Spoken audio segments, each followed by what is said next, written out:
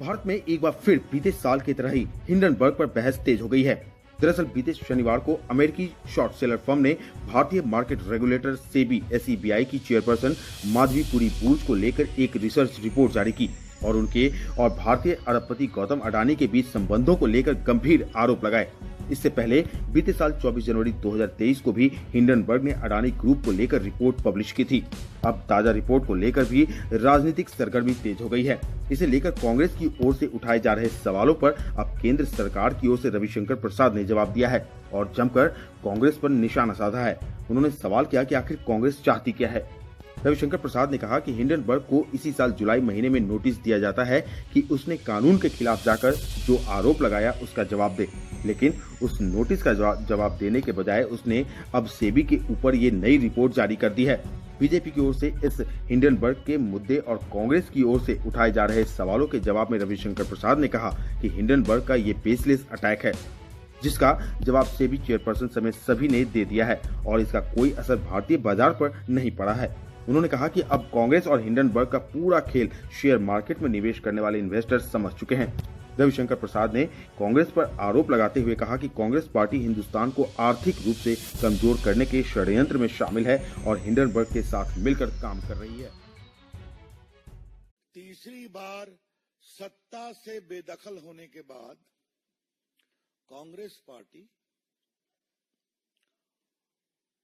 उनके सहयोगी गठबंधन के लोग और उनको प्रमोट करने वाले टूल किट के लोग थोड़ा संयम और शांति रखेंगे, लेकिन नरेंद्र मोदी जी के खिलाफ इतना दिल में घृणा है कि तीसरी बार प्रधानमंत्री कैसे बन गए, और बन तो गए तो इनको बेदखल करने की पूरी कोशिश करो। और पीड़ा की बात यह है, हारने के बाद अब वो भारत को आर्थिक रूप से अस्थिर करने के षड्यंत्र में जुटे हुए हैं। स्वाभाविक है, Hindenburg is again at the same game. ये रिपोर्ट शनिवार को रिलीज होती है, रविवार को हल्ला मचता है ताकि सोमवार को पूरे कैपिटल मार्केट को अस्थिर कर दिया जाए। थोड़ा इसके बैकग्राउंड को समझना जरूरी है। भारत की अर्थव्यवस्था बहुत तेज गति से बढ़ रही है, इस पर चर्चा हम लोग कर चुके हैं। क्या वर्ल्ड बैंक, क्या मूडीज, क्या अदर्स, सबों ने भारत की ग्रोथ रेट को बहुत अप्रिशिएट किया है। भारत में one of the highest global FII, FDI आए हैं। भारत में इंस्टीट्यूशनल इन्वेस्टर भी हैं, छोटे इन्वेस्टर भी हैं, जो अपने इन्वेस्टमेंट के रिटर्न से बहुत खुश हैं। India is a safe, stable and promising market in the shares as well. SEBI का काम क्या है? सेबी को उसकी कानूनी जिम्मेवारी है कि ये मार्केट ठीक चले, और जो मित्र इसको फॉलो करते हैं, आपको मालूम है कि सेबी एक्ट में सुनवाई का प्रावधान है, निर्णय होता है, उस निर्णय के खिलाफ एक अपील का भी प्रावधान है, जहां जजेस भी बैठते हैं, हाई कोर्ट के चीफ जस्टिस या सुप्रीम कोर्ट रिटायर्ड जज, और उसके खिलाफ एक अपील का प्रावधान सुप्रीम कोर्ट में भी है। तो एक पूरा स्टैट्यूटरी स्ट्रक्चर है कि भारत के कैपिटल मार्केट को किस तरह से मैनेज किया जाए। अब मैं एनार्की के कुछ उदाहरण आपको देना चाहता हूं। मैंने जानबूझ के जिम्मेवारी से इकोनॉमिक एनार्की के शब्दों का प्रयोग किया है। पहले हिंडनबर्ग की रिपोर्ट आई थी, आपको मालूम है, उसकी डेट आपको मालूम है कि जनवरी में ऑर्डर आया था सुप्रीम कोर्ट का। 24 में 22 इंक्वायरी कंप्लीट हो गई थी, बाद में एक और कंप्लीट हो गई। तो वो एक लीगल प्रोसेस है जो सुप्रीम कोर्ट के आदेश से चला है। अच्छा होता जो राजीव गांधी और कांग्रेस के लोग जेपीसी की बात करते हैं, बड़े वकीलों की फौज है उनके साथ, तो पेश हो जाते उसी में। इंटरवेन करते उसमें, कुछ नहीं किया। उसके बाद हिंडनबर्ग को नोटिस दी जाती है जुलाई में कि आपने जो आरोप लगाया कानून के विरोध में, आप जवाब दीजिए। हिंडनबर्ग ने वो रिपोर्ट बकायदा, वो नोटिस अपने वेबसाइट पर भी दी है, जिसमें उनको नोटिस क्यों भेजी गई है वो भी कारण है। उसका जवाब देने की बजाय अब ये फ्रंट खोला गया है। मैं फिर रिपोर्ट कर रहा हूं कि जब हिंडनबर्ग के खिलाफ बाकायदे सेबी ने एक नोटिस किया जुलाई में, अपनी पूरी इंक्वायरी कंप्लीट करने के बाद, जो सुप्रीम कोर्ट के जुरिडिक्शन में हुई थी, उनके आदेश के कारण हुई थी, तब अपने बचाव के पक्ष में कोई जवाब दिए बिना उन्होंने अटैक किया है, बेसलेस अटैक, जिसका जवाब एक ग्रुप ने दिया है, हमें कुछ नहीं कहना है। जिसका जवाब सेबी के चेयरपर्सन ने दिया, उनके परिवार ने दिया, हमें कुछ नहीं कहना है। जिसका जवाब सेबी ने भी दिया है। लेकिन कुछ बातें आज हम उठाना चाहते हैं। हिंडनबर्ग में किसका इन्वेस्टमेंट है आपको मालूम है? जॉर्ज सोरोस का। ये महाशय कौन है जो भारत के खिलाफ नियमित प्रोपेगेंडा चलाते हैं? इंडिया डेमोक्रेसी नहीं है, इंडिया सेफ नहीं है, वगैरह वगैरह। और इस हद तक है कि मोदी के पूरे सत्ता को बदलना चाहिए, आह्वान किया था जनता से। ये वहां मेन इन्वेस्टर है। लेकिन सवाल पूछना कांग्रेस पार्टी से, क्या चाहते हैं आप?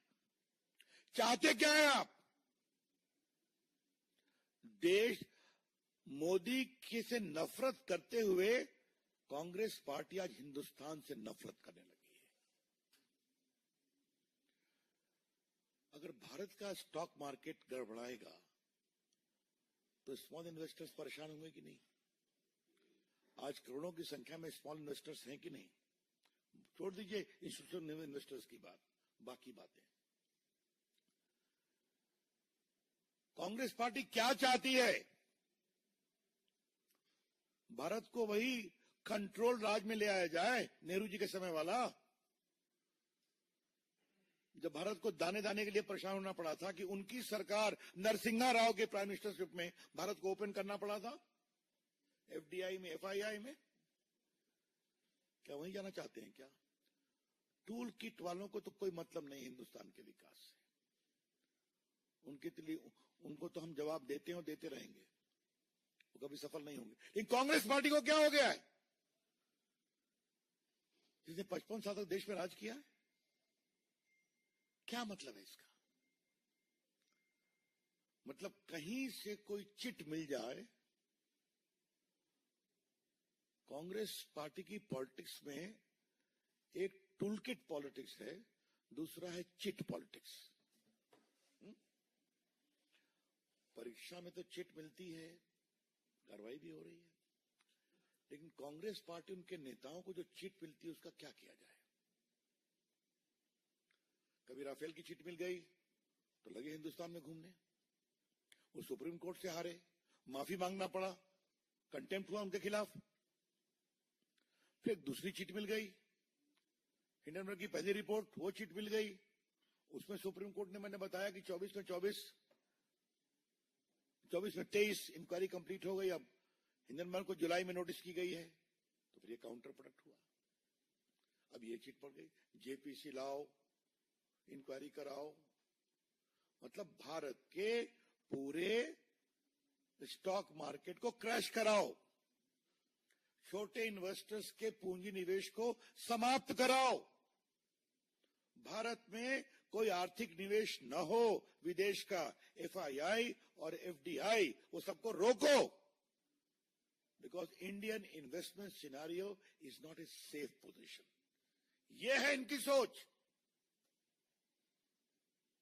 मैं कांग्रेस के पुराने नेताओं से कहूंगा, जिन्होंने भारत को खोलने में काम किया था, इकोनॉमी को, कि कब तक आप खामोश रहेंगे? जब चमन उजड़ जाएगा, लेकिन चमन उजड़ेगा नहीं। मुझे बहुत गर्व है कि आज भी भारत का स्टॉक मार्केट स्टेबल है, आज भी। पिछली बार तो जब ये हुआ तो 2 दिन में रिकवर कर गया, और सुप्रीम कोर्ट की इंक्वायरी आई तो और रिकवर कर गया। लगता है भारत के स्टॉक इन्वेस्टर्स हिंडनबर्ग और कांग्रेस के मिली भगत को समझ गए हैं, इसलिए आज भी कोई गड़बड़ नहीं है। हम भारत के स्मॉल इन्वेस्टर्स को सैल्यूट करना चाहते हैं कि भारत के खिलाफ इस सुनियोजित षड्यंत्र पर वो विश्वास नहीं किए। Salute to them. दूसरी बात हमको कहनी यह है कि जो पूरी टाइमिंग है, ये टाइमिंग का मतलब क्या है? सेशन खत्म हुआ, शनिवार को आया, रविवार को हल्ला शुरू हुआ, और आज मंडे है। तो 2+2 को 4 किया जाए। और इसके पहले जुलाई में हिंडनबर्ग को सेबी की नोटिस जाती है, आप जवाब दो। तो एक शब्द है, लीगल शब्द है, there is too many suspicious circumstances surrounding this. कई संदेहास्पद परिस्थितियां हैं इसके पीछे। जनवरी में सुप्रीम कोर्ट के आदेश, 22 इंक्वायरी कंप्लीट, एक और कंप्लीट हो गई 23। अपनी पूरी रिपोर्ट बनाने के क्रम में इस इंक्वायरी के बाद जो सेबी ने बताया उसमें मुझे कुछ नहीं कहना है, वो सेबी का विषय है। उन्होंने नोटिस दिया हिंडनबर्ग को जुलाई में, आप जवाब दीजिए। तो फिर ये बम फोड़ने की कोशिश की गई, और ये बम तो फुस निकला, लेकिन उसको लॉक लिया कांग्रेस पार्टी ने, जेपीसी। भाजपा का आरोप है कांग्रेस पार्टी हिंदुस्तान को आर्थिक रूप से कमजोर करने के षड्यंत्र में शामिल है। BJP wants to say with full sense of responsibility that the present leadership of Congress Party is involved in creating economic anarchy in India based upon these fictitious reports. Congress party के जो 2-3-4 प्रदेश बचे हैं, मैं उनके मुख्यमंत्रियों को कहूंगा कि आपके यहां विदेशी पूंजी निवेश नहीं हो क्या? नहीं आए क्या? जिस ग्रुप को लेकर के रोज वो माला जपते हैं, उस ग्रुप के काफी पूंजी निवेश तो उन प्रदेशों में भी हो रहे हैं। तो क्या मामला है, क्यों है ये? मित्रों, भारतीय जनता पार्टी कांग्रेस के इस पूरे षड्यंत्र को देश में बेनकाब करेगी, पूरे देश को बताएगी किस प्रकार से सुनियोजित षड्यंत्र के तहत कांग्रेस पार्टी, इंडिया गठबंधन और हिंडनबर्ग ये साथ मिलकर काम कर रहे हैं।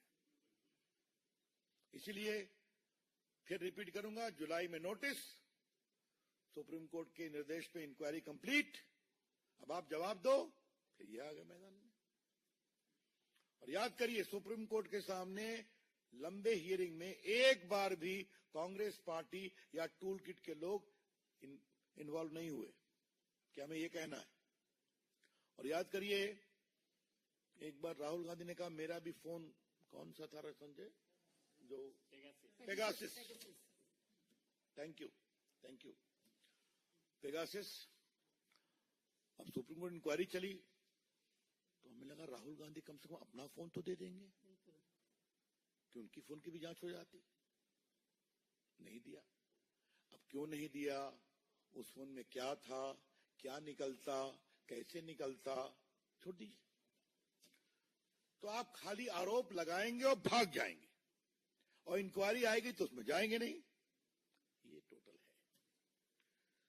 तो मित्रों, हम देश को आश्वस्त करना चाहते हैं कि भारत नरेंद्र मोदी की अगुवाई में तीसरी इकोनॉमी को बनना है तो बनेगा। मनमोहन सिंह की सरकार ने फ्रेजाइल इकोनॉमी छोड़ा था, 11th या 12th पर थे, 5वीं पर ले आए। भारत में पूंजी निवेश होता था। मैं आज आपको बताऊं, 2012-13 में मैं न्यूयॉर्क में गया था एक एड्रेस करने के लिए। तो पूंजी निवेशक मुझसे मिलने आए, मैं बीजेपी का उसमें मुख्य प्रवक्ता था, क्या हम लोग भारत से अपनी संपत्ति वापस लगा लें क्या? मुझे कहा कि प्लीज हैव पेशेंस। तो ये करना चाहते हैं लोग, तो इसलिए हम, और एक अंत में सवाल पूछना है, और ये सवाल बहुत इंपॉर्टेंट है पूछना। मनमोहन सिंह के 10 साल के शासन में तो खूब स्कैम हुए थे, 2G स्कैम, कोयला स्कैम, कॉमनवेल्थ स्कैम, अंतरिक्ष देवा स्कैम, उसमें पूंजी निवेशक विदेश के थे, ऑगस्टा वेस्टलैंड। उस समय ऐसी रिपोर्ट क्यों नहीं आती थी? मैं फिर रिपोर्ट करूंगा, उस 10 साल के शासन में इतना अधिक घोटाले, घपले, स्कैम हुए, जिसमें कई विदेशी इन्वेस्टर्स भी इन्वॉल्व थे, उनका पैसा इन्वॉल्व था, उस समय से रिपोर्ट क्यों नहीं आती थी? यही दिखाता है टूल किट क्या है, कांग्रेस पार्टी का षड्यंत्र क्या है, और भारत को कमजोर करने की मंशा क्या है। इसे हम सफल नहीं होने देंगे, ये हम कहना